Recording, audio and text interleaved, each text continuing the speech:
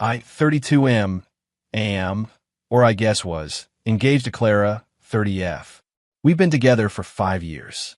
Lived together for 4. We have a dog, a rescue named Buster, who has more personality than most people I know. We had a whole life, or so I thought. It all came crashing down last Tuesday. It was a normal evening. I made dinner. We watched some show about competitive glass blowing. She seemed a little distant, glued to her phone, but that wasn't unusual. Clara lives her life through a curated Instagram feed. Every meal, every outing, every vaguely inspirational sunset had to be documented. I'm a private person. It was a point of contention, but you compromise, right?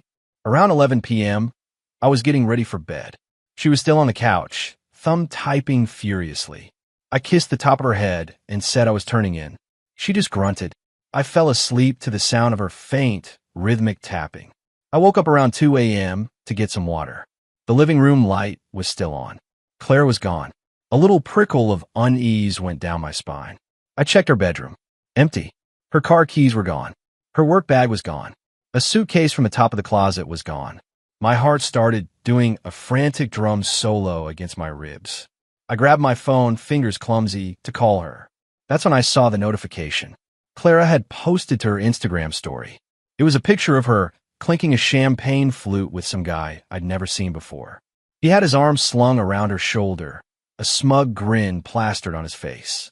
They were in a fancy, dimly lit bar. The caption was what really twisted the knife. Some boys never become men. Trading up, and then, just to make sure the knife was firmly embedded, she tagged him. Let's call him Liam. I felt the air leave my lungs. It was that specific, gut-wrenching shock where your vision tunnels and you can hear your own blood roaring in your ears. 5 years. A whole life. Ended via an Instagram story. The sheer, breathtaking disrespect of it. The cowardice. I clicked on Liam's profile. It was public. Of course it was.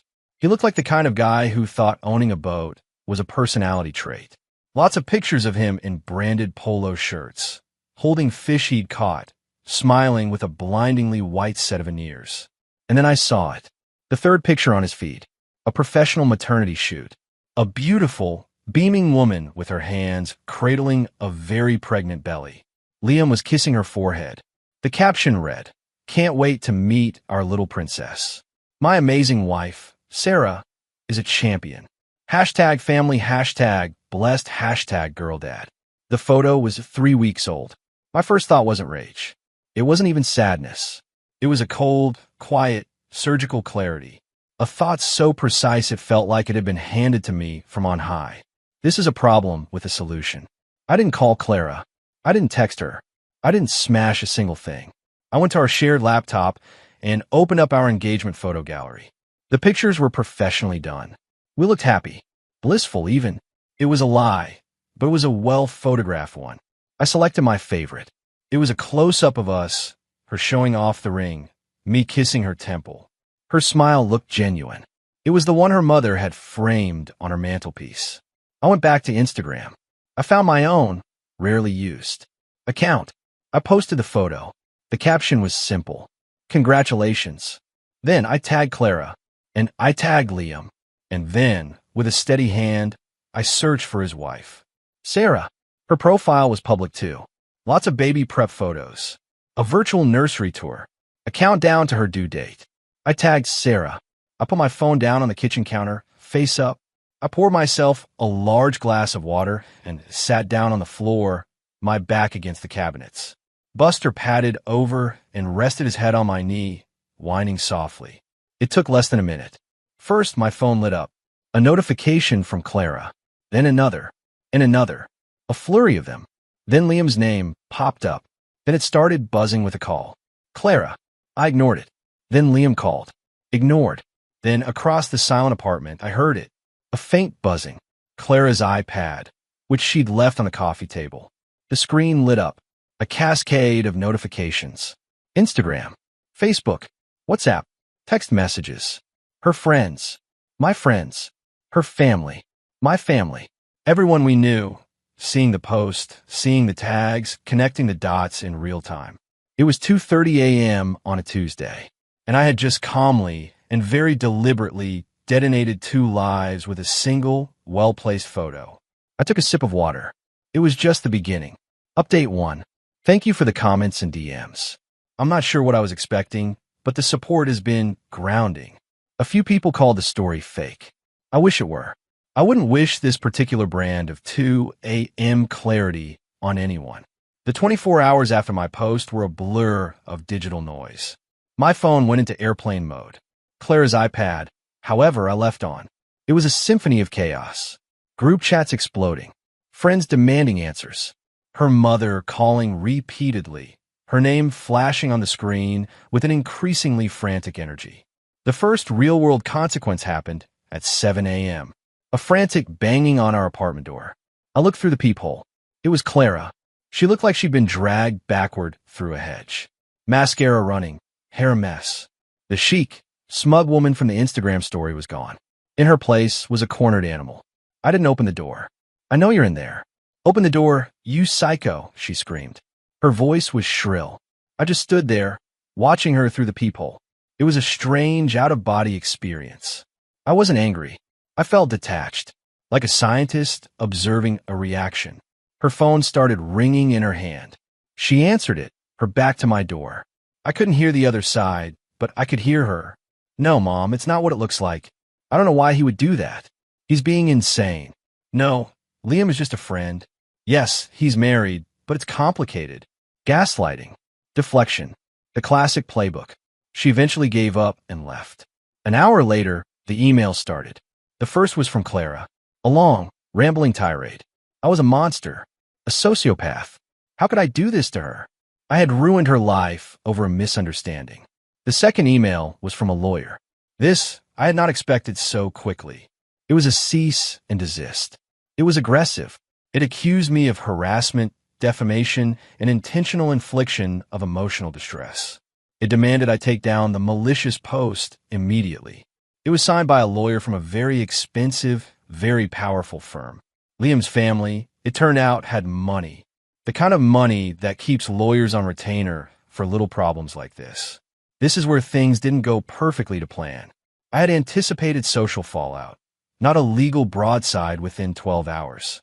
My quiet, methodical revenge suddenly had the potential to get very loud and very expensive.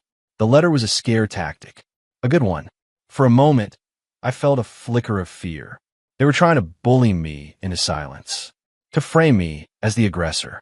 But then I reread the letter. I'm not a lawyer, but I'm a careful reader. The letter was full of bluster, but it was predicated on the idea that I had posted something untrue. But I hadn't. I posted a photo of my fiancée. I wrote congratulations, and I tagged relevant parties. Nothing I did was illegal. It was just devastatingly effective. The letter did, however, achieve one thing. It showed me their strategy. They were going to paint me as the crazy, vindictive ex, and Clara was going to play the victim. So I adjusted my own strategy. This was no longer just about social revenge. It was about protecting myself. First, I documented everything. Screenshots of her story, his profile, the tags, the timestamps. I saved the threatening emails. I started a folder. Second, I called my own lawyer, a guy I'd used for my freelance contracts. He's sharp, and more importantly, he's not afraid of a fight. I explained the situation calmly, factually. He told me the letter was 90% bullshit, but that we needed to be careful. He advised me to take the post down. You've already won that battle, he said. The damage is done. The screenshot is out there. Now you pivot to defense and look like the reasonable one. So I did. I deleted the post. It felt like a concession, and it stung. But my lawyer was right. The internet is forever. The screenshot was already circulating among our friends and family like Samizdat. The real problem was the apartment. We were both on the lease. Her name was on the utilities. Our finances were tangled together in a dozen small, annoying ways. Untangling them would be messy, and I knew she would use that to her advantage. That evening, I got a text from her. Clara, I'm coming to get my things tomorrow, with a police escort, so you don't try anything. The sheer audacity. The implication that I was the threat.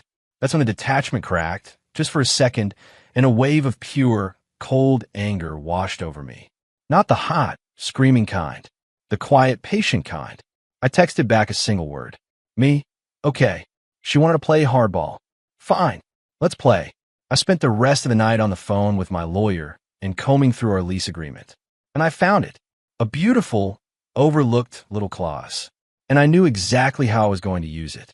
The police escort was a nice touch, but she was about to find out that a uniform doesn't supersede a legally binding contract. Update 2. The support is unreal. For those asking about Buster, he's my boy. He's not going anywhere. He's currently asleep on my feet. He's the only sane one in this whole mess. So the police escort, Clara's masterstroke of performative victimhood. She texted me that she and her escort would be arriving at noon on Saturday. I spent Friday preparing. My lawyer had confirmed my reading of the lease was correct. It was a standard co-tenancy agreement. We were jointly and severally liable, but it also had a specific clause about property abandonment. If a tenant removes their personal effects and shows intent to no longer reside in the property, the remaining tenant can assume full control, pending a formal notice to the landlord. Clara's dramatic exit, her suitcase, her Instagram story declaring she was trading up, that was a pretty clear declaration of intent. Her text message about coming to get my things was the cherry on top. She wasn't coming to discuss the lease. She was coming to clear out. At 11 a.m. on Saturday, I called a locksmith. A very nice, very efficient guy who had the locks on my front door changed in under 30 minutes. He gave me 3 new keys. At 11:45 a.m., I emailed our landlord. I attached screenshots of Clara's Instagram story, her text message, and a formal declaration that she had abandoned the property as per Clause 7B of our rental agreement. I informed him that I had changed the locks to secure the premises as the sole remaining tenant and would be assuming the full rent payment moving forward. I CC'd my lawyer. At noon sharp, the doorbell rang. I didn't use the peephole this time. I opened the door. There stood Clara, arms crossed, a smirk on her face. Behind her were 2 police officers, looking bored and slightly uncomfortable. And behind them, parked at the curb, was Liam. He was leaning against a shiny black Range Rover, sunglasses on, trying to look imposing. It was the first time I'd seen him in person. He was shorter than he looked in his photos. "I'm here for my things," Clara announced, her voice loud enough for the officers to hear clearly. "I have an escort to ensure my safety." I gave her a calm, polite smile. "I'm afraid you can't come in, Clara." Her smirk vanished. "What are you talking about? My name is on the lease." "It is," I agreed. "But you abandoned the property. As per our lease agreement, and as per the notification I've already sent to our landlord, I've secured the premises. You forfeited your right to access when you vacated without notice." The color drained from her face. She turned to one of the officers. "Officer, he's locked me out of my own apartment." The officer, a world-weary guy in his 50s, sighed. "Sir, is her name on the lease?" "It was," I said, holding up a copy of my email to the landlord. "But this is a civil matter, officer, not a criminal one. She has abandoned the property. I have legally secured it. You can see my correspondence with the landlord right here. If she believes she has a right to enter, she needs to take it up with the landlord or get a court order." The officer read the email. He looked from me to Clara. He understood immediately. This was a domestic dispute that had been kicked into the civil realm. His job was to keep the peace, not to interpret lease agreements. "Ma'am," the officer said, turning to Clara, "he's right. We can't force him to let you in. This is a landlord-tenant issue. You need to go to court." Clara's face was a mask of incandescent rage. "This is insane. All my things are in there. My clothes. My laptop. You should have thought of that before you publicly announced you were leaving me for a married man," I said, my voice still quiet, still calm. Liam finally decided to saunter over from his chariot. "Hey man, just let her get her stuff. Don't be a dick." I looked at him, really looked at him. The expensive watch, the perfect teeth, the casual arrogance. "You must be Liam. Congratulations, by the way. On the baby." He froze. The officers exchanged a glance. Clara looked like she was about to spontaneously combust. "I've packed some of your essentials for you," I said, turning back to Clara. I reached inside the door and pulled out 2 cardboard boxes. Inside, I had packed her toothbrush, some toiletries, a few changes of clothes I knew she didn't care about, and her favorite framed photo of her and her mother. A little touch of psychological warfare. I placed the boxes on the ground outside the door. The rest of your belongings will be held in storage. My lawyer will be in touch with yours to arrange a time for a professional moving company to retrieve them at your expense. You are not to come back to this property. She just stared at me, speechless. All her bluster, all her power plays had evaporated. The police officers were now just awkward bystanders at a very public, very brutal breakup. "Let's go, Clara," Liam muttered, grabbing her arm. He looked small, defeated. He shot me a hateful glare and steered her back towards the Range Rover. "You will regret this," she shrieked over her shoulder. I just closed the door. I leaned against it, the new key cool in my hand. I could hear them arguing as they drove away. The police officers got in their car and left. Silence. It wasn't a perfect victory. The apartment felt huge and empty. Every room held a memory, and I knew the legal fight was just beginning.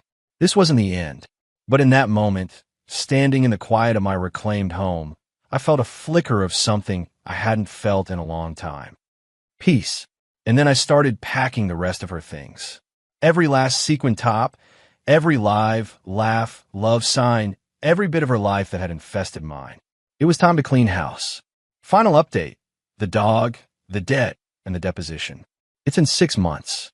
Life doesn't have neat endings, and this story is no exception. There's no ticker tape parade.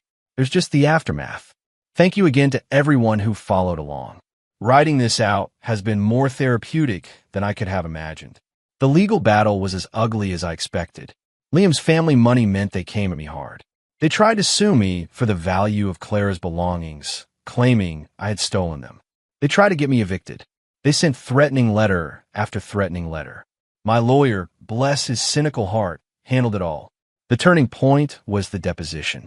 It's a legal meeting where lawyers from both sides get to question you under oath. It was held in a sterile conference room in a downtown high-rise. Me, my lawyer, Clara, and her slick, expensive lawyer. Liam was not there.